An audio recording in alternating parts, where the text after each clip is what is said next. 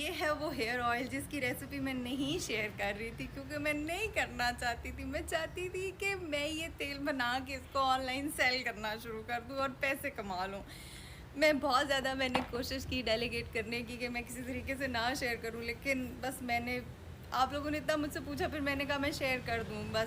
बस दुआ करनी है आपने मेरे लिए, आपने ये ऑयल लगाना है, आपने बनाना है, आपको फ़ायदा होगा, आपने मेरे लिए दुआ करनी है, ठीक है।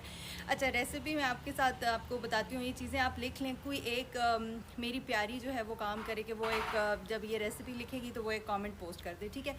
अच्छा, 1.5 लीटर आपने सरसों का तेल लेना है, 0.5 आपने जो है लीटर कोकोनट ऑयल लेना है, ठीक है, नारियल का जो तेल होता है। 10 ml आपने कैस्टर ऑयल लेना है और 10 ml आपने लेना है स्वीट आलमंड ऑयल। 10 ml की आपको अगर आप जाएंगी ना पंसारी के पास तो आपको 10 ml की बॉटल्स मिल जाएंगी। तो ये इसकी तरतीब में आपको इतना ज़्यादा पढ़ने की ज़रूरत नहीं है कि 10 ml कितना होता है, आपको 10 ml की बॉटल मिल जाएगी, ठीक है। अच्छा, अब आपने ये जो ऑयल हैं सारे मिक्स करने हैं और इनको आपने चूल्हे पे बहुत ज़्यादा, जो ज़ीरो आंच होती है ना, धीमी आंच, आपने इतनी धीमी आंच पे रखना है।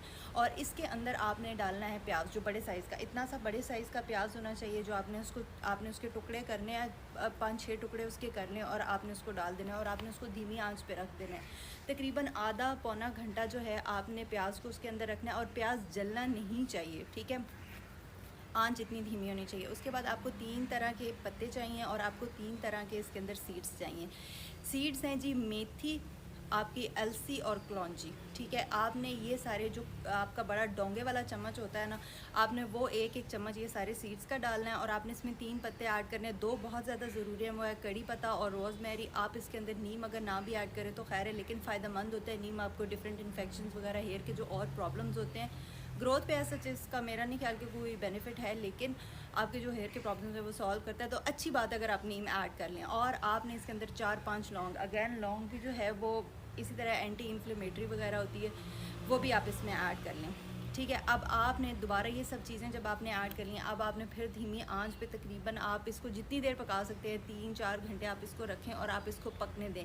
आपका मिक्सचर ये ठीक बन रहा है, इसकी वाहिद निशानी ये है कि आपका प्याज जल नहीं रहा। आपकी आंच की आपको पता है, ये तब सही लगेगा कि ये सही है कि आपका प्याज नहीं जल रहा, ठीक है।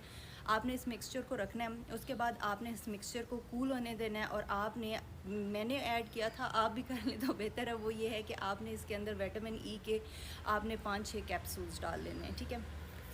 अब आपने इसको बनाकर कुछ अरसे के लिए रख देना है। आप कम से कम इसको 1 महीने के लिए रखें और ज़्यादा से ज़्यादा आप इसको 3 महीने के लिए रखें। 3 महीने के बाद जब ये प्रॉपरली रेडी हो जाएगा, उसके बाद आपने इसको यूज़ करना है। अब ये मेरे वाला जो बैच है, ये तकरीबन मुझे लगता है साल होने वाला है मेरे ख्याल से मैंने बनाया। आपने इतना बड़ा, आपका तकरीबन यहाँ तक आपका बैच बन जाएगा, ठीक है। तो वो बैच जो है वो मेरे ख्याल से आपको साल एक लास्ट कर जाता है। आपने वीक में एक दफ़ा ज़रूर कोशिश करनी है कि आपने ये ऑयल लगाना है। और मैं आपको अगेन मैं बताती हूँ, हेयर केयर की जब बात आती है ना, तो या स्किन केयर